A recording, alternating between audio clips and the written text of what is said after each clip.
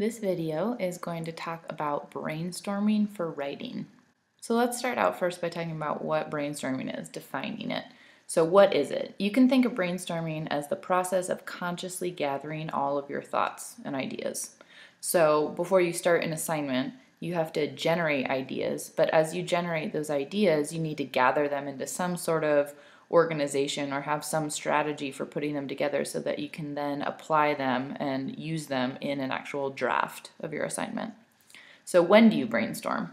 You can certainly brainstorm before writing, but then you might also brainstorm along the way. Like as you get your first initial ideas, maybe you start writing your draft and then you realize that you need more ideas or you need to, elaborate on some of those ideas. So it could certainly happen at multiple places throughout the writing process. Why do you brainstorm?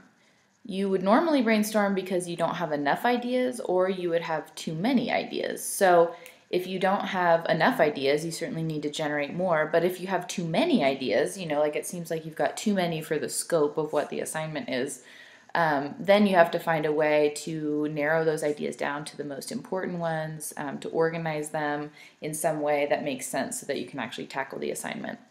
And then how do you brainstorm? Well, this video is going to get to that, and it's going to show you 3 different strategies for brainstorming.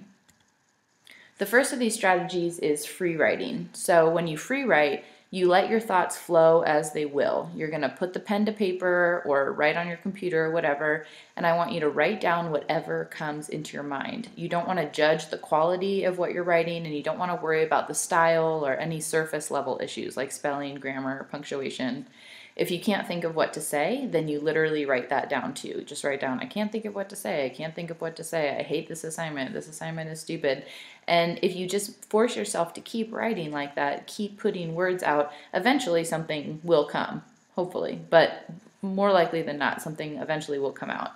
The advantage of this technique is that you free up your internal critic, the one who's saying like, oh, that's stupid, you shouldn't write that, or oh, that's not how you say that correctly, or something like that. And this way you allow yourself to write things that you might not write if you were being too self-conscious about what you were putting down on the page. When you free write, I want you to set a time limit, like 15 minutes, or you can set a length limit, like writing 4 full notebook pages or writing 2 typed pages, something like that. But make it something that's a little bit of an uncomfortable limit, not like I'm going to write for 2 minutes, because that's going to be really easy to do. Set something kind of, like a reaching goal, and then just write until you reach that goal. So you might do this on the computer or on paper, and you can even try it if you're typing, like try doing it with your eyes shut or with the monitor darkened or something like that, which encourages you to write faster and to have more freedom of thought because you're not seeing what you're writing necessarily.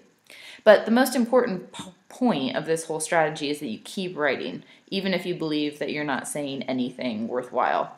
And then when you're done with your set number of minutes or you've reached your page goal, then you go and read back over the text. There's definitely going to be a lot of filler and thoughts that you can't use, ideas that aren't going to fit in with the assignment, but there are also going to be little gems or discoveries and insights that you might not really know that you were thinking, or things that you maybe connections you made that you didn't make before. So when you find these little gems, you want to highlight them or cut and paste them into your draft or onto like a separate sheet of paper, idea sheet or something.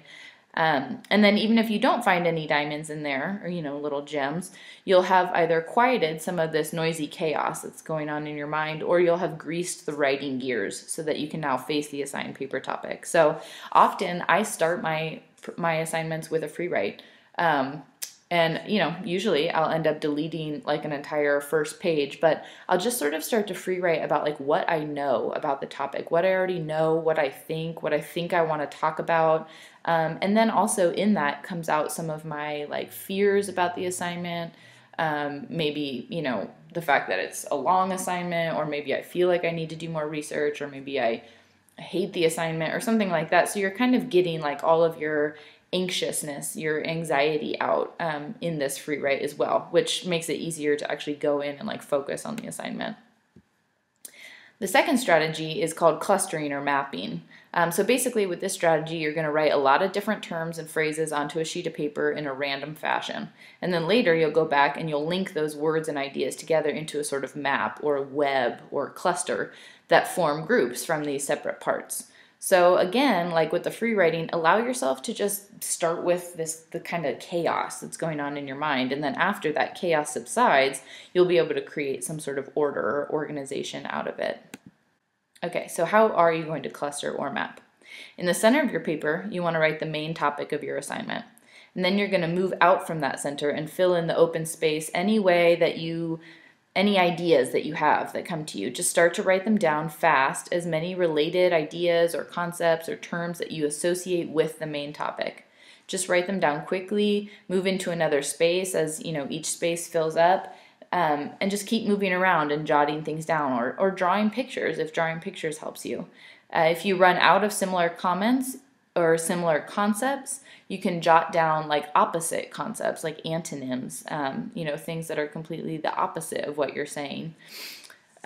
Just try to keep moving and associating. Try to keep moving your hand. Try to keep getting ideas down. So again, you can set a timer like with the free writing. Don't worry about the lack of sense in what you're writing, because you can choose to keep or toss out these ideas when you've got this strategy done. So once this whole brainstorming thing has subsided and you're faced with all of your full sheet of terms and phrases, this is when you start to do the clustering. So you want to circle terms or highlight terms, like color code them or something like that when they seem related, and then draw a line to connect either the related terms or the circles of terms that you've been making. So find more and circle them and draw more lines and connect them with what you think is closely related. And then when you run out of terms that associate, start with another term. So look for patterns, concepts, and terms that relate to each other. Continue this until you found all the associated terms. Some of the things you write down might end up being uncircled or unhighlighted, but those might also be helpful to you in some other way. You don't have to completely ignore them just because they didn't relate to some of the other stuff. So then when you stand back and sort of survey this work that you've done, you should see a set of clusters or like a big web, or, if you've color coded them, then you've got like groups of pink and groups of blue and groups of green. And then you can start to form conclusions about how to actually approach the paper. So the various clusters are likely going to act as the main subtopics of your assignment. The individual words or ideas within those clusters can become the various examples and supporting evidence that you'll present for each of your subtopics. And then the third strategy is to ask what are called the journalist questions. There are 6 questions: who, what, when, where, why, and how. So write each of these words down, each of these questions down on a sheet of paper and leave some space in between them. And then you want to write out some sentences or phrases to answer these different questions based on your particular topic. Some of the questions might make more sense for certain topics than others, but just answer them as best you can. And the whole idea is to be generating ideas. And thinking about your topic in a new way, since you're sort of stuck on generating some ideas for it. So then look over your responses and see if you have anything more to say about one or two of the questions. Or maybe your answers for each question are pretty well balanced in depth and in content. Or maybe there's a question that you had absolutely no answer for. So looking at these things might make you aware and might help you decide how to frame your thesis or how to organize your paper. It might reveal to you what you need to work on more, like maybe you need to do more research or interviews, or maybe you need to renegotiate your topic. If you have chosen a topic and you're really stuck on it, but you can't generate any ideas for it, then you might need to abandon that topic, and that's okay. That's why you do it before you get too far along in the draft, so that you haven't put too much time and too much effort into it. So for example, say your answers reveal you know a lot more about the where and the why something happened than you know about the what or the when. You could use this sort of imbalance to direct your research. So you're not going to spend time looking up the where and the why because you already know about those things. You'll look up more about the what and the when, or the who. So you can also ask yourself, like, how might you organize your paper so that it emphasizes the stuff that you know really well versus the stuff you don't know as well. So this is really just to help you, like, figure out what you know, figure out what you don't know, and to think about your topic in a different way. Maybe you hadn't thought about the why of your topic yet, or something like that. So obviously there's a lot of other ways that you can brainstorm ideas for your assignments, including talking about the assignment with a friend or a tutor, or talking about it with me, setting up an appointment for office hours. Sometimes it helps to talk through things, and I actually like to record myself talking through things so that I can remember the things I say.